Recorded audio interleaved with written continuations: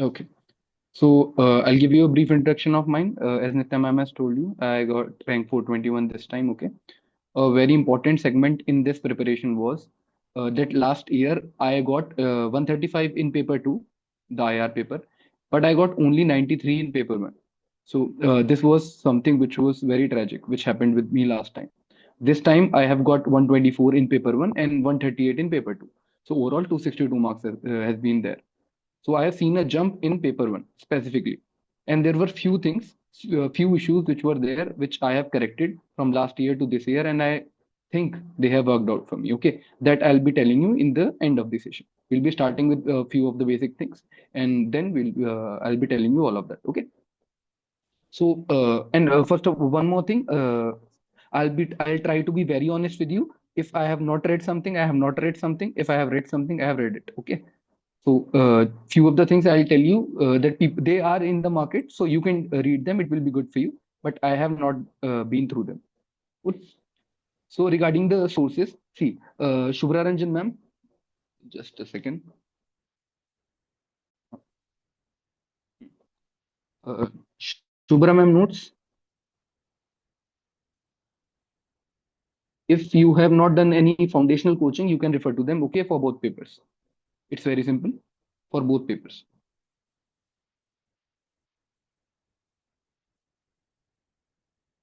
Along with this, in the specifically in paper one, OP Goba, I have read, and that's it. I have not read any other book for paper one. I have mainly relied on the notes, and along with that, I have done value addition. This is somewhere the game changes. Value addition from Shubramyam's test series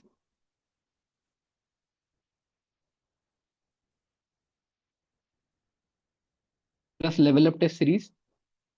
You don't have to take these test series. Okay, they are available in the market. They will be available online, so you can just search for them and you will get the content. The reason for writing this is because they are doing good already. Level up test series plus topper copies. This was mostly the things which I did for paper one. Okay, for paper two, I wanted to read books, but I was not able to because I had a little bit of less time regarding it. So in paper two, what has happened? In paper two, you can read David Malone if you want to read if you have the time. But see, for two-way, I'll suggest you guys for two-way, just go for Shubhra ma'am notes. In two-way, any kind of value addition which people usually do is not that worth it, to be honest. In paper two, because in paper 2 the more marks are being devoted and the more marks are given to the candidates who are attempting more from 2b. Okay, I think everybody is hearing this correct.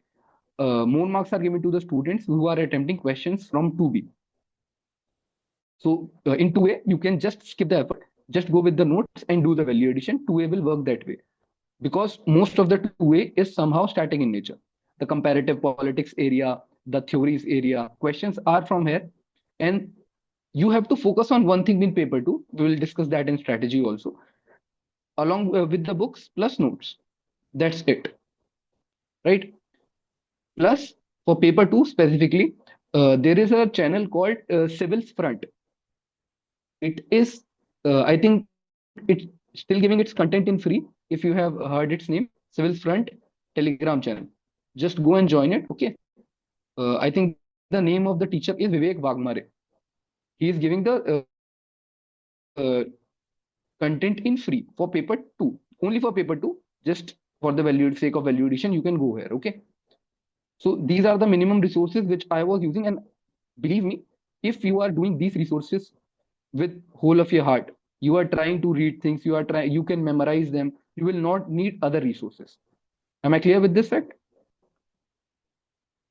Okay, so these two paper, these are my mostly the resources. I have not done anything else. Now for the strategy part. Just a second.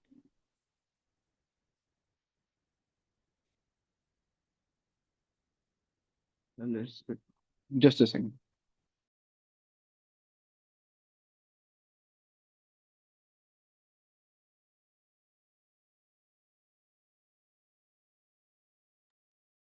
Yes. So for this strategy part, we'll keep it very simple. Firstly, we'll discuss it paper wise. In paper 1A and paper 1B, there are things which are being talked about in the market, and I'll like to discuss those things with you. The first and the primary thing is that the marks in the paper 1 are dipping.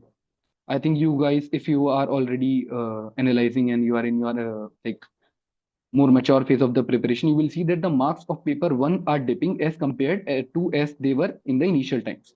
Initially, paper 1 was higher scoring and the paper 2 was a little bit less scoring. Now the trend has completely changed. One reason which I find very specifically is that in paper 1, the students are usually reading Shubhra ma'am's notes and everybody is writing the same things.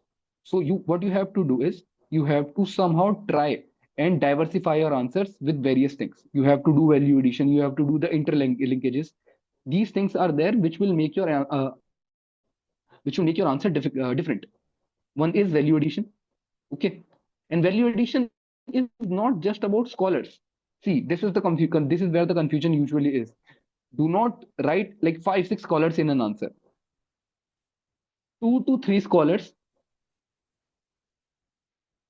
plus depth of analysis plus dimensions. Okay, these 3 things you have to focus upon. कि क्या मेरे answer में 2 से 3 scholar हैं, क्या मेरे answer में analysis जो है, see analysis part is missing in most of the students. They are not answering the question.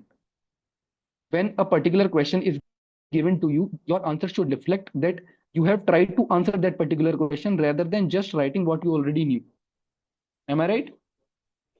What you have to do here is you have to somehow, you see, everybody knows little bit of things. Like we have very what I can say concentrated knowledge of PSIR where we are when we are preparing for our optional.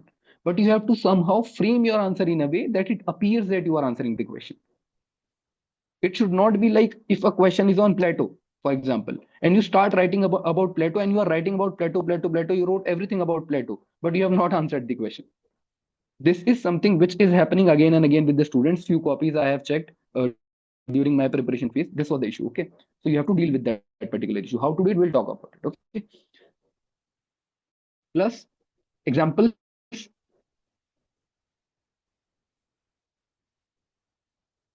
contemporary or historical, both works. Right? If you will be writing examples in your answer, it will appear that your answer is fresh. You are still relevant. Nobody likes irrelevant things, specifically in the answers. This works in GS also, this works in optional also. But one or maximum two.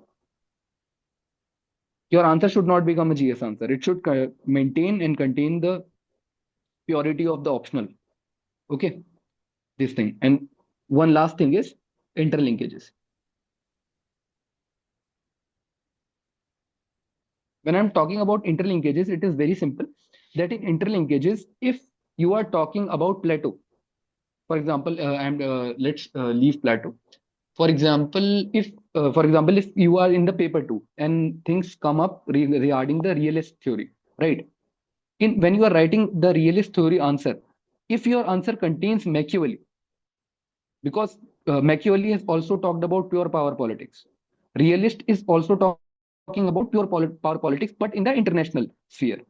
So if you somehow mention Machiavelli there, then it will feel that you have connected 2A with your 1A, right? The other perspective to this can be, for example, if you are writing regarding the revolutions, different revolutions which are talked about in paper 1B, and if you mention Habermas legitimacy crisis, it connects instantaneously that okay, this is what is being talked about, and he's also understanding the fact. You have to convey to the particular examiner that whatever was there, it is properly understood by the student, and he's even using it. He's taking the output from that particular knowledge. Okay, interlinkage is very important. And I'll for one, I'll give you a very good thing. The postmodern scholars like Foucault, Derrida, if it is spelled differently, I don't know, but I call it Derrida. Uh, they can be used anywhere in most of your answers of 1B. Okay, because they usually talk about what कि nothing is certain, है ना? So if you are even talking in 1B or talking about caste, so you can say okay, there is a crisis of governability. uh, People are very much embedded in their own identities. With identity everything changes, so you can use your postmodern scholars anywhere. It will also add a scholar to your answer, and it will also give a dimension to your answer. एक तीर से दो निशाने वाली बात, ठीक है? ये तीन चीजें प्लस क्रिटिसिज्म। आपने ये पूरा ये सब करना है हमको एनालिसिस के बाद। This is very important, okay? This particular thing you have to do after analysis. अपना क्वेश्चन आंसर करने के बाद इन सब चीजों की वैल्यू आएगी। once you have done the analysis of that particular question, then you have to go for these particular things. Then criticism of whatever every question is a kind of argument which is given to you. Firstly you will try to analyze the argument in favor of it. Then you have to criticize it also, because see, political science is all about meta narratives, right? There are a lot of narratives, so whatever the argument was, there must be and there will be a negative side to it, right? So if you are criticizing it in a good value, with a good value content, it adds up the value, right? But don't just leave it up to the criticism. Then you have to revert back. I call it revert back, you can call it whatever you want to, revert back. कि नहीं नहीं, जो हम पहले कह रहे थे, क्योंकि ऐसा है ना, अपने 1 से 1.5 पेज में, इन 1 to 1.5 page you write regarding the analysis, you gave the validation, you gave the dimension, then you criticized in 3 to 4 lines. But then you have to come back also, you have to say no no, although this is the criticism, ये चीजें हम add कर सकते हैं, ये reform कर सकते हैं, पर जो हमारा पूरा एनालिसिस था, whole of our analysis still holds value, ठीक है? This is revert back. I'm telling you how you have to structure your answer. Okay. This is mostly because I know strategy regarding things you must be knowing already. But this is something which we are, the structure which we talk about. कि हमारे answer में जो है structure नहीं आ पाता। वो structure इसलिए नहीं आ पाता क्योंकि हम सोच के नहीं जा रहे हैं, हम जो लिखते जा रहे हैं, लिखते जा रहे हैं, लिखते जा रहे हैं, even if it is not making sense, we are writing things, whatever we know we are writing, तो फिर वो डिस्कनेक्ट होता है जो हमारा कॉपी चेकर होता है उसके साथ, ठीक है? तो उस चीज को देखना, रिवर्ट बैक हमें करना है। रिवर्ट बैक हमने कर लिया कि नहीं, ठीक है, कि फॉर एग्जाम्पल रिवर्ट बैक कैसे करें, मैं एग्जांपल देता हूँ। जैसे हम मान लिया, हम रियलिस्ट थॉट के बारे में बात कर रहे थे, ठीक है? हमने रियलिस्ट थॉट के बारे में बहुत कुछ लिखा। हमने रियलिस्ट थॉट को लिबरल थॉट से क्रिटिसाइज कर दिया, नियो फंक्शनलिस्ट से कर दिया क्रिटिसाइज, या सोशोलॉजिकल परव्यू से कर दिया क्रिटिसाइज कि नहीं, सोसाइटी भी वैल्यू होती है, हमेशा पावर पॉलिटिक्स नहीं होती। फिर हमने बोला नहीं नहीं, लेकिन देखो मैकियावेली ने भी तो बोला था कि प्योर पावर पॉलिटिक्स होती है। तो अब यहाँ मैकियावेली को आपने अपने रिवर्ट बैक में यूज कर लिया। या फिर आपने ये बोल दिया कि नहीं नहीं देखो, वर्ल्ड वॉर तो हुए, और मतलब यूएन वगैरह भी तो फेल हो ही रहे हैं, रियलिस्ट थॉट सही कह रहा है। हम रिवर्ट बैक किया, हमने एक पर्टिकुलर एग्जांपल को यूज करके या एक पर्टिकुलर थॉट को यूज करके, है ना? ट्राई करना किसी, मतलब ऑलरेडी जो थॉट है या जो some known person is there, उनको यूज करके आप रिवर्ट बैक करें। खुद का थॉट लिख सकते हैं, बट इन चीजों से ज्यादा वैल्यू क्रिएट होती है, ठीक है? और इसके बाद हमें एक टेम्पलेट रखना है कंक्लूजन का। जैसे रियलिस्ट थॉट में वो वाला होता है कि all the schools are just the footnotes of realism, ऐसे करके कुछ भी आप एक रख सकते हैं अपना, हर टॉपिक का आप रखिए, उसको याद करके रखिए, क्योंकि वहां पे आपको टाइम नहीं मिलेगा, और मुश्किल से इतनी जगह बचती है in your advance stages. Last के पेज पे इतनी जगह रहती है, उसी में आपको कंक्लूड करना है उसको somehow. You do not have to leave the conclusion. Okay, I have not talked about it. I think you guys must be knowing about 5 C's. I'll write it down, for you. It will help. 5 C's. First is compare, criticize, comprehend, contemporary. Contemporary is the example part, and conclude. Compare ये हमारा interlinkage वाला part है, जिसमें हम किसी अपने जो question है हमारा, उसको किसी और से इंटरलिंक करके दिखा रहे हैं सिंपली, ठीक है? क्रिटिसाइज आ ही गया होगा समझ में। Comprehend is the analysis part, we are thoroughly analysing whatever there is asked in the question, okay? और कंटेम्प्रेरी में हमारा एग्जाम्पल, और कंक्लूड तो कंक्लूड है। Use this 5 C's in your answer, okay? These are mostly the things which are to be talked about the answer writing part. Now we'll try to if it is okay, Nitya, we can interact with the students also, right?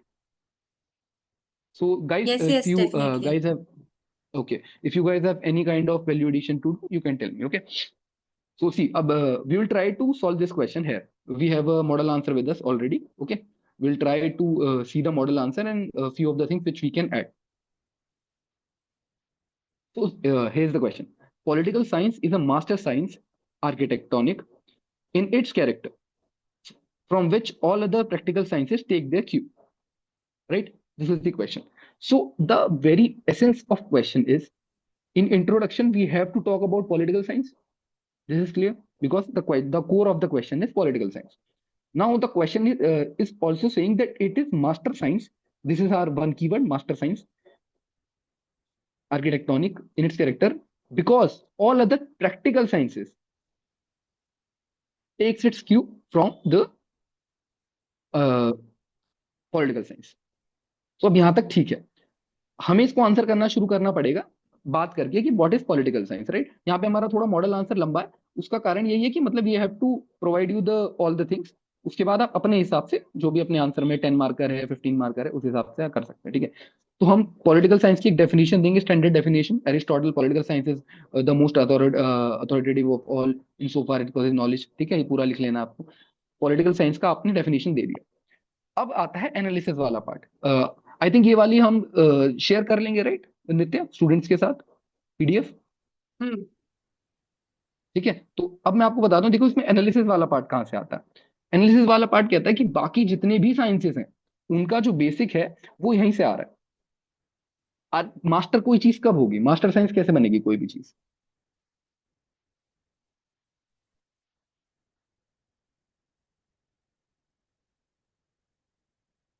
Master science कैसे बन सकती है कि वो अलग अलग जितने भी अलग अलग सब्जेक्ट्स हैं उनसे उनके बारे में बात करें. फॉर एग्जाम्पल इकोनॉमिक्स की भी बात आ जाए उसमें, सोशोलॉजी की भी आ जाए, पबैड की भी आ जाए. ऐसे बन जाएगा. कोई भी बाकी जितनी भी हमारी साइंसेज हैं ये सारी इनसे ले रही है. ठीक है, इसमें एक बहुत बढ़िया वैल्यू एडिशन आप डाल सकते हो. एग्जाम्पल कि ड्यूरिंग द एथेंस, प्लेटो से जो पहले थे सोफिस्ट थे. ठीक है, जो हमारा पॉलिटिकल साइंस डेवलप हुआ वो जो प्रैक्टिकल प्रैक्टिकल साइंसेस थी, जो हमारी फिजिकल साइंसेस थी, फिजिक्स केमिस्ट्री मैथ, उनका भी एक्चुअली अपने आप में रोल है पॉलिटिकल साइंस के डेवलप होने में. राइट, तो वो भी एक्चुअली इसमें पार्ट आ जाता है, फिजिक्स केमिस्ट्री. उन्होंने हेल्प किया पॉलिटिकल साइंस को डेवलप होने में, in becoming the master science. ठीक है, अब ऐड हो गया. इसके बाद अब हमने करा कि किस किस चीज के बारे में बात हुई. हमारा एक होता है एम, एक होता है हमारा एम, कि हमारा जो मास्टर साइंस है उसका एम क्या है. तो ये हमें बोला है रॉल्स ने कि aim of the political science और any kind of allocation is to reach justice. Justice is the final good. Right, justice is final good, ये हमारा एम हो गया. तीसरा, टॉलरेंस कितनी है हमारी मास्टर साइंस में, कि is it able to comprehend और to assimilate different kind of things which are going on. तो tolerance is about meta narratives. आप लोग देखते होंगे when we are talking about feminism, feminism के अंदर अपने आप में इतने मेटा नैरेटिव्स हैं. Political science is the master science क्योंकि इसमें मेटा नैरेटिव्स हैं and it has the power to assimilate things. उसके अंदर इतनी सारी चीजें आई, मतलब मॉडर्न थिंकर आए, फिर पोस्ट मॉडर्न थिंकर आए, अब सोशल लिबरल आ रहे हैं. It is somehow assimilating. So it has the tendency to be called as meta narratives. Okay, practical sciences अपने आप में, इसमें एक बहुत बड़ा डिबेट आता है बिहेवियरलिज्म का, डिबेट ऑफ बिहेवियरलिज्म. और बिहेवियरलिज्म के बाद क्या आता है, पोस्ट बिहेवियरलिज्म,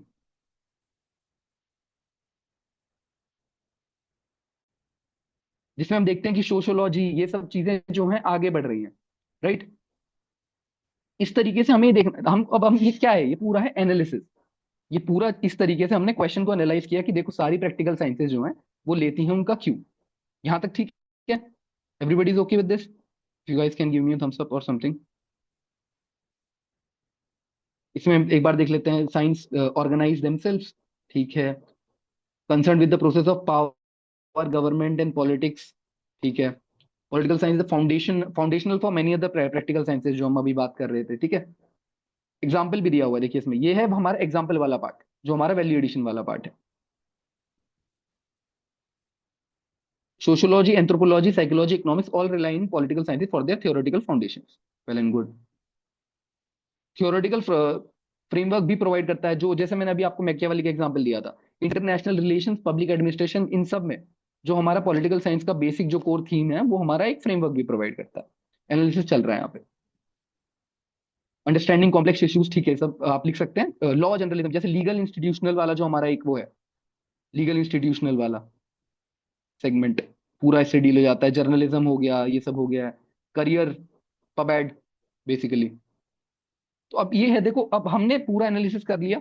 वैल्यू एडिशन इसमें हम एक दो और ऐड कर सकते हैं अपने हिसाब से, वो आप आराम से कर लेना बाद में, या हम फिर कभी कनेक्ट कर लेंगे। मैं एग्जांपल की लिस्ट लेके आऊंगा, ठीक है, उससे आप कर सकते हैं। अब इसमें यहाँ ये है कि अब हमें इसको करना है क्रिटिसाइज। सारी चीजें हो गई हैं शुरू की तीन। तो सी राइट मिल्स और मैक्स वेबर ने आर्ग्यू किया है कि political science can not be master science in the purest sense because the discipline is too narrowly focused.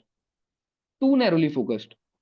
आपके क्रिटिसिज्म की जो भाषा है, the language of your criticism should be stark, कि अगले आदमी को दो या तीन लाइन पढ़ते ही ये लगे कि अच्छा ये क्रिटिसिज्म हो रहा है इस पर्टिकुलर चीज का।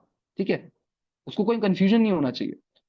Too narrowly focused on the study of formal government institutions and decision making process. They believe that the political science should instead be studied in conjunction with other social sciences to develop a comprehensive understanding of the societal dynamics. ये वाला argument है, देखिए कि political science को आप master इसलिए नहीं कह सकते हो क्योंकि इट, मास्टर कौन होता है? समबडी हु हैज, कि वो he can stand alone, he has all the powers to control the dynamics. पर ये बोल रहे हैं सी राइट मिल्स और मैक्स वेबर की ऐसा नहीं है कि बाकी साइंसेस पे आइसोलेशन में political science can become a master science. Political science को बाकी जितने भी हमारे सेगमेंट है, जितने भी हमारे सब्जेक्ट्स हैं, उनके साथ कम कॉन्टिन्यूसली हमारे इंटेंगल करना पड़ेगा, so as to keep it its relevance and keep it making sense, keeps it making sense. ठीक है। ये दूसरा है इसका क्रिटिसिज्म, कि वेस्टर्न सेंट्रिक है, क्योंकि हमारी वहीं से स्टार्ट हुई है पूरी, एथेंस से स्टार्ट करते हैं हम, है ना, पूरा इधर का जो एशियन वाला है हमारा। कल्चरल रिलेटिविज्म भी एक परव्यू है इसमें, कल्चरल रिलेटिविज्म की जो बात होती है कि पॉलिटिकल साइंस भी डिफरेंट है उस तरीके से, ये दूसरा क्रिटिसिज्म हो गया।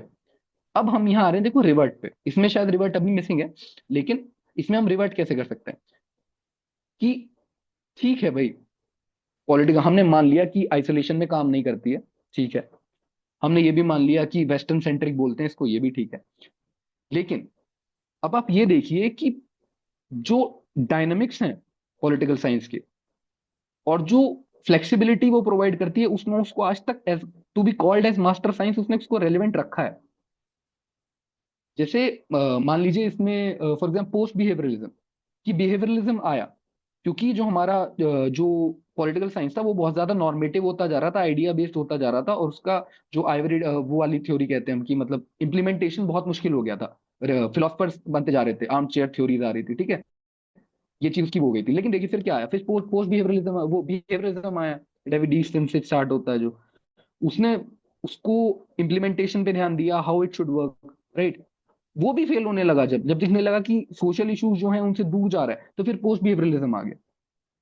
तो ये तीन चीजें हुई पॉलिटिकल साइंस के अंदर ही उसकी रेलेवेंस मेंटेन करने के लिए। ये फ्लेक्सिबिलिटी जो पॉलिटिकल साइंस दे रहा है, ये हमें बताता है कि how it is something which is master science. And जितनी भी बाकी हमारी साइंसेज हैं, सोशल साइंसेज हैं, एंथ्रोपोलॉजिकल साइंसेज हैं, इन सब का जो रेलेवेंस है वो पॉलिटिकल साइंस से बहुत ज्यादा उनके ऊपर डिपेंड करता है। ऐसे करके आप कंक्लूड कर सकते हैं। मतलब कंक्लूड जो आपको करना है, अनटिल एंड अनलेस वो बहुत ही कोई नेगेटिव स्टेटमेंट है ना, तब तक आपको उसके अगेंस्ट में तो कंक्लूड नहीं करना है। I think this thing is clear. हमने एक क्वेश्चन अभी कर लिया है discuss. Okay, there are some text I was not, meeting will end automatically. Okay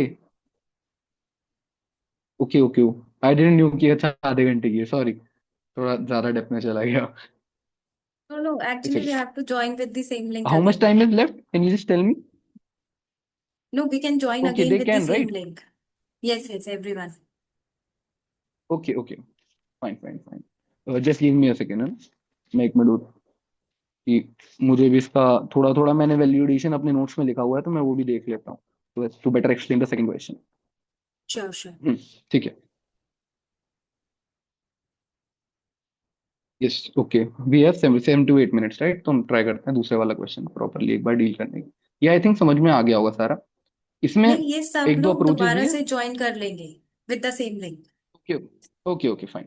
मुझे मुझे भी करना पड़ेगा शायद है ना दोबारा से। हम्म। ठीक है ठीक है। तो देखो दूसरा है हमारा एक अच्छा पिछले वाले क्वेश्चन में जो एक इंपॉर्टेंट बात नहीं थी वो है इसमें critically examine. These are the directive words. ये अलग अलग तरीके होते हैं, कहीं होता है एनालाइज होता है, कहीं होता है क्रिटिकली एग्जामाइन होता है, कहीं होता है इल्यूसिडेट। ठीक है, इस तरीके से अलग अलग डायरेक्टिव्स हैं। आपको डायरेक्टिव्स का बहुत ध्यान रखना है, क्योंकि जब हम कह रहे हैं कि critically examine, for example I से कि क्रिटिकली एग्जामाइन दिस लेक्चर, तो हमें कभी कभी लगता है कि यार ये तो नेगेटिव, मतलब we are asking for the negatives of this particular lecture.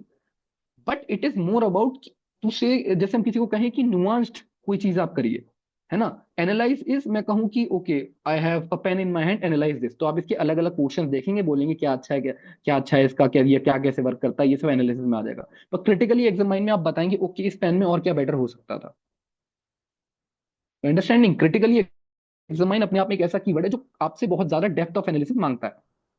इसमें आपको एक बड़ा अच्छा मैं एक बता देता हूँ ट्रिक। क्रिटिकली एग्जामिन में जब आप शुरू करें इंट्रोडक्शन के बाद, तो शुरू करें थोड़ा सा नेगेटिव देके कि भाई ये दिक्कतें थी। फिर चाहे आप खत्म पॉजिटिव नोट्स पे कर सकते हैं उसको, पर आपका जो स्टार्टिंग होगा वो आप थोड़ा सा रखिएगा, मतलब थोड़ा क्रिटिकल रखिएगा उसको, थोड़ा नुआंस, या कोई दिक्कत बता दी शुरू में ही है ऐसा कुछ। ठीक है। अब है स्ट्रक्चरल फंक्शनल अप्रोच, 200 वर्ड से 15 मार्क्स। ठीक। तो सबसे पहले हमें बताना है स्ट्रक्चरल फंक्शनल अप्रोच है क्या। तो बिहेवियरलिज्म से स्टार्ट, सॉरी बिहेवियरलिज्म के बाद ये आई थी कंपैरेटिव पॉलिटिक्स में। अपनी कंपैरेटिव पॉलिटिक्स में गैब्रियल आलमंड और जी बिंगम पावल ने दी है structural functional approach. Behavioural school of thought से आती है। बिहेवियरल स्कूल ऑफ थॉट जो हम अभी डेविड ईस्टन वाले की बात कर रहे थे उसका यहाँ पे इम्प्लीकेशन है सीधा। अब इसमें क्या है कि ये आई कैसे, हमें एक ही पैराग्राफ में इसका ये भी बता देना है कि है क्या, दूसरा ये कहाँ से आई। तो डेविड ईस्टन का जो सिस्टम मॉडल अप्रोच था उससे आई है। और जो मेलिनोस्की और रेडक्लिफ ब्राउन ये सब एंथ्रोपोलॉजिस्ट हैं, क्योंकि ये हमें देते हैं how to use political science in different spectrums. उन्होंने अपना एक एंथ्रोपोलॉजी के लिए बनाया था, उससे इन्होंने मोटिवेट होकर बनाई है। ठीक है। अब ये ईस्टर्न सिस्टम अप्रोच है, ये आप लिख सकते हो। ठीक है। But in my opinion what should be do is, जैसे हमने ये किया, ठीक, हमने बता दिया कैसे आया। अब हमें ये बताना है कि जो स्ट्रक्चरल फंक्शनल अप्रोच है ये ईस्टर्न के मॉडल से कैसे बेटर है। हम ये मान सकते हैं कि उन्हें ईस्टर्न का मॉडल पता है तभी उन्होंने स्ट्रक्चरल मॉडल पूछा हमसे। ठीक।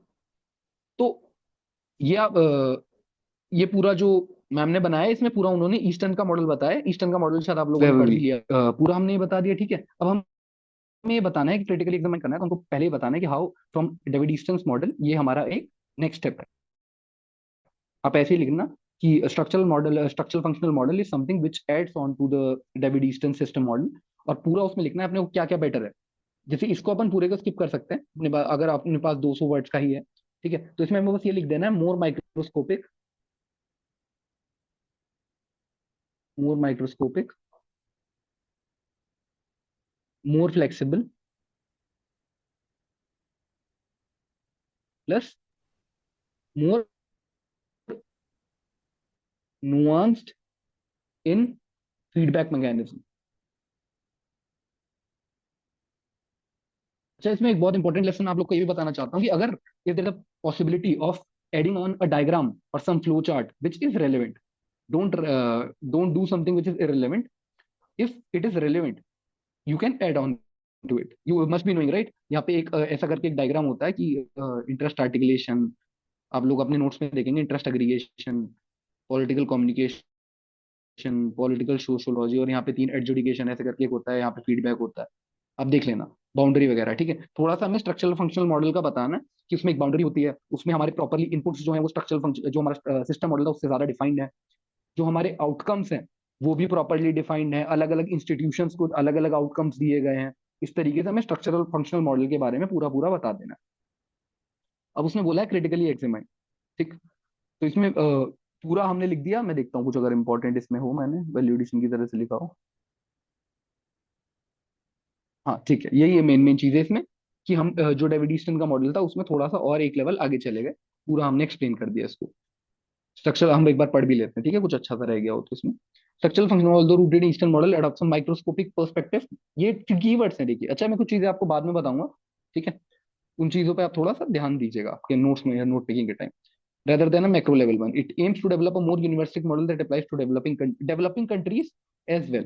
वो स्ट्रक्चरल फंक्शनल मॉडल एक क्लेम कर रहा है कि वो डेवलपिंग कंट्रीज पे भी वर्क करता है, बिहेवियरलिज्म की एक अगली लेवल पे जाके। ठीक। इसकी सबसे इंपॉर्टेंट लाइन ये है, ये लाइन आपको लिखनी ही लिखनी है आंसर में, आपको ये आंसर लिखते वक्त पता होना चाहिए what is the most important thing. The most important thing is कि while all societies perform essential functions, the structure responsible for functioning those functions may differ across societies। इसको हम यूज करेंगे हमारे एग्जाम्पल के लिए, इस लाइन जो मैं आपको एग्जाम्पल बताया था वैल्यू एडिशन। ठीक है, ये हो गया। Common function society can be compared on दो, सोसाइटी कैन बी कंपेयर्ड, जो कई सारे, जैसे जो ट्रेडिशनल स्कूल ऑफ थॉट है वो ये बोलता है कि कंपेरेबल नहीं है। मार्क्सिस्ट जैसे में क्रिटिसिज्म में आते हैं, स्टेटस कोइस्ट बताते हैं इसको, जो ट्रेडिशनलिस्ट होते हैं वो स्टेटस कोइस्ट बताते हैं पूरे को इसको, कि भाई तुम सिर्फ बहुत ज्यादा जो हमारा स्ट्रक्चर है उस पर फोकस कर रहे हो, ये चीजें बहुत ज्यादा वैसे होती हैं, क्या बोलते हैं उसको, they are more of wider and dynamic in sense, they can not be extend through a simple structure, ये पूरा। ठीक है, ये हो गया। इसमें शायद मार्क्स का भी क्रिटिसिज्म आता है, if I am not wrong. हाँ, ये मेरा Marxist Marxist criticism structural functional का ये होता है कि behaviouralism depends on the western way of think, कि आपने एक स्ट्रक्चर दिया, listen to this very careful, आपने एक स्ट्रक्चर दिया, आपने बोला कि स्ट्रक्चर के इनपुट्स ये हैं, आउटपुट्स ये हैं, बाउंड्री ये है, फीडबैक ये है, एंड अगर ऐसा ऐसा चलेगा तो सब कुछ वर्कआउट करेगा। Even if it is applied on the western Nations, western Nations में स्टिल प्रोटेस्ट तो हो रहे हैं ना, लेजिटिमेसी क्राइसिस भी वेस्टर्न नेशंस में आ ही रहा है। तो मार्क्स कह रहा है कि how this is something which is explaining everything. तो मार्क्सिस्ट कहता है कि मार्क्स कहते हैं कि ये पूरा वेस्टर्न वे ऑफ लाइफ है। मार्क्स तो तब तक चले गए थे, मार्क्सिस्ट जो थ्योरी है वो कहती है कि ये पूरा उधर से है रिलेटेड। ठीक है, आइडियल की वेस्टर्न मॉडल को आइडियल टाइप मानते हैं कि कोई इम्परफेक्शन हो ही नहीं सकता, इसमें हो गया क्रिटिसिज्म। ये क्रिटिसिज्म एक अच्छा क्रिटिसिज्म, मैंने भी पहली बार पढ़ा, मेरे भी नोट्स में नहीं था। यहाँ से दूसरा लेसन है कि आपको अगर कहीं कुछ अच्छा मिल जाता है तो please do the value addition in your notes, है ना। आप चार पांच किताबों के पीछे मत भागे, क्योंकि at the end of the day आपको 250 क्वेश्चन लिखना है, 250 वर्ड्स का क्वेश्चन लिखना है। अगर उतने चीजें आपने इकट्ठी कर ली तो उसके बाद आपको फिर भागना नहीं है।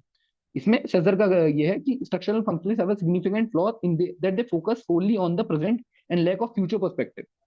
कि आपने ये तो बता दिया कि अभी सिस्टम कैसे चल रहा है, पर आपका सिस्टम कुछ भी जो एक रिफॉर्म्स होते हैं, जो एक होता है फ्यूचर पर्सपेक्टिव कि how nation should function and how it should move towards perfection, उसके बारे में कोई बात नहीं कर रहा है। कितना अच्छा क्रिटिसिज्म है ये, ट्रेडिशनलिस्ट जैसा ऐसा ही क्रिटिसिज्म है कुछ कुछ, कि स्टेटस कोइस्ट है नेचर। ये भी यही बोल रहे हैं कि आप अभी का तो बता दे रहे हो जो चल रहा है, आगे का कुछ नहीं बता रहे हो। पॉलिटिकल साइंस के हमने ऊपर पढ़ा अभी, it is a master science which can predict the past, present and future. Guys, are you here? Are you even listening? No interaction from interact your side? Interact करो बाकी लोग। चलो कोई बात नहीं। अब यहाँ पे देखो, एक रिवर्ट के लिए मैं आपको एक अच्छी चीज बताता हूँ, जो मैं रिवर्ट वाली चीज आपको समझा रहा था। एक तो इसमें एग्जांपल, एक बहुत अच्छा एग्जांपल आता है कि जो स्ट्रक्चरल रिवर्ट में इसका ये आएगा कि जो स्ट्रक्चरल फंक्शनलिस्ट है स्कूल, स्ट्रक्चरल फंक्शनलिस्ट स्कूल ये बहुत अच्छी एक बात कह के गया कि जो हमारे सिस्टम्स हैं उनका टाइप जो है वो चेंज हो सकता है, पर जो उनका फंक्शन है essentially it will be same. तो ये जितने भी क्रिटिसिज्म है आपके कि ऐसा नहीं होगा वैसा नहीं होगा, स्ट्रक्चरल फंक्शनलिस्ट ये अपने आप में कह रहा है कि वो फ्लेक्सिबिलिटी दे रहा है कि अलग अलग नेशंस में अलग अलग तरीके से होगा, वेस्टर्न में ऐसा होगा, नॉन वेस्टर्न में वैसा होगा, कुछ भी हो सकता है। अब इसमें आप एक बहुत बढ़िया एग्जांपल दे सकते हैं ट्राइबल सोसाइटीज का, एग्जांपल ऑफ ट्राइबल सोसाइटीज। क्योंकि ट्राइबल सोसाइटीज में ना तो एजुकेशन का अलग से होता है, ना लॉ मेकिंग का अलग से होता है, ना एग्जीक्यूशन का अलग से होता है, राइट? नहीं होता उनका अलग, मतलब सब कुछ एक ही में फ्यूज होता है, but still they are performing the very similar functions, the four functions which structural functionalist school is talking about, the interest articulation, interest aggregation, political communication, political socialization. ये चारों फंक्शन तो वो परफॉर्म कर रहे हैं ना। तो आप इसको एग्जाम्पल को अपने रिवर्ट बैक की तरह यूज कर सकते हो कि देखो यहाँ पे स्ट्रक्चरल फंक्शनलिस्ट स्कूल का जो सेंस है अब भी बन रहा है। ठीक है, और उसके बाद अपना नॉर्मल कंक्लूड कर दो, वही more detailed analysis compare to Eastern, limitations है रियल लाइफ सिचुएशंस में, पर थोड़ा माइनर चेंज है, परसिस्टेंस है, नेग्लेक्ट चेंजेस, ये आप देख लेना कुछ। ठीक है, एक सेकेंड। आई थिंक ये चीजें क्लियर रही होंगी आपको जो मैंने बताई। इसमें कुछ चीजें हैं जो मैं वैल्यूडेशन के तरीके से आपको बताना चाहूंगा।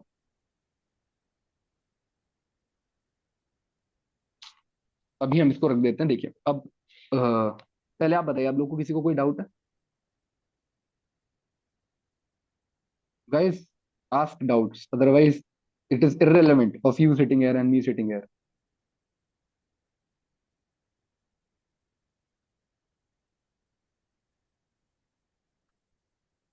Yes, I think Naitik. Naitik, yes. Hello, sir. Good evening. Yeah, I cannot hear you. Yeah. Can you just speak a bit louder? Hello sir, good evening. Hi, hi, Naitik. Good evening. Sir मेरा ये doubt था कि sir conclusion जब लिखते हैं ना, तो sir वहाँ पे Hmm. थोड़ी दिक्कत आती है। मतलब एट टाइम्स ना वो कुछ मतलब माइंड में कुछ सोचता नहीं है। तो what is the better approach to conclude any particular question? मतलब what are the various ways which we can adopt? So can you please okay, highlight so on that? देखो नैतिक, मैं बताता हूँ आपको। Sure sure yeah sure. बाकी लोग भी इसका आंसर सुन लेना, थोड़ा बहुत आपको शायद हेल्प हो जाए कुछ। देखो, दो तरीके के क्वेश्चन है। एक क्वेश्चन है जो सीधा सीधा आपके नोट्स वाला जो टॉपिक है उससे आगे। I think just mute yourself for a moment, है ना। आई लास्ट यू। एक क्वेश्चन है जो आपका डायरेक्टली आ गया है आपके नोट्स से। एक क्वेश्चन है विच want your interactive faculties और comprehensive faculties to find the answer as of now। तो पहले वाले केस में आपके पास मेड अप होना चाहिए। जैसे मान लो स्ट्रक्चरल फंक्शनल इसका क्रिटिकल एनालिसिस आ गया। इसका जो भाई मैंने अभी आपको एक कंक्लूजन बताया कि ज्यादा डिटेल्ड है, और जो सिस्टम अप्रोच है उसका एक एवोल्यूशनरी प्लेटफॉर्म है, बहुत कुछ आंसर कर देता है। ये आप बना के रख लो 3 लाइन का। स्ट्रक्चरल फंक्शनल में कुछ भी आया, आप जब भी अपनी टेस्ट सीरीज लिखें कुछ भी लिखें, just right this down. It will help you a lot always. ठीक है। जो दूसरे वाला क्वेश्चन है, दिस इज मोर इंपॉर्टेंट। जो दूसरे वाला क्वेश्चन है, जो आपको तभी के तभी सोच के बनाना है, उसमें आप बहुत ज्यादा चीजें ट्राई ना करें, क्योंकि कई बार क्या होता है फ्लो बिगाड़ देते हैं। मतलब हमने कुछ चीज फॉर में आर्ग्यू करी, अगेंस्ट में आर्ग्यू करी, और जब कंक्लूजन लिखने का टाइम आया, जब कंक्लूजन लिखने का टाइम आया, हमने पूरा अपना एक स्ट्रक्चर बिगाड़ दिया। तो उसमें कंक्लूजन में आपको जस्ट जो आपने थ्रू आउट दी क्वेश्चन किया है उसको समराइज कर देना है कि हाँ कुछ चीजें अच्छी भी हैं, कुछ चीजें बुरी भी हैं, पर ऐसा ऐसा होता है, ऐसा ऐसा होता है, ऐसे करके एक नॉर्मल कंक्लूजन लिख देना है। ठीक है। उसमें बहुत ज्यादा इनोवेटिव नहीं होना है, क्योंकि कई बार इट बैकफायर्स। ओके नैतिक। क्या? यस सर, समझा समझा। मतलब कुछ कुछ केसेस में जो समराइज कर सकते हैं, कुछ केसेस में इनोवेट भी करना पड़े तो वो भी कर लेना चाहिए, और कुछ केसेस में जो रेडीमेड वाले जो कंक्लूजन है वो भी लिख सकते हैं, मतलब जो प्रिपेयर किया राइट, हुआ है वो। रेडीमेड वाले आपके पास सारे जो पॉइंटर्स हैं सिलेबस के उसके बने रहे हैं ऑलरेडी, रेडीमेड। देखो मैं आपको एक दिखाता हूँ एक चीज। अगर आप लोग जस्ट अ सेकंड, है ना, मेरे नोट्स भी रखे हैं मेरे पास। तो जो जो स्ट्रक्चरल फंक्शनल अप्रोच है ना, विजिबल है ये चीज? कोई यस और नो बता देना। मतलब मेरी नहीं सर, राइटिंग बहुत बहुत खराब है उस। सर बहुत छोटे लग रहे हैं। आपको देखो स्क्रीन शेयर एक्चुअली करना पॉइंट ये है, पड़ेगा। ये हाँ हाँ। स्ट्रक्चरल फंक्शन, ये मेरी एक्चुअली कॉपी है। ये स्ट्रक्चरल फंक्शनल का यहाँ से यहाँ में खत्म हो गया। इसके बीच हम्म। में 8 से 9 कीवर्ड हैं। ठीक है। जस्ट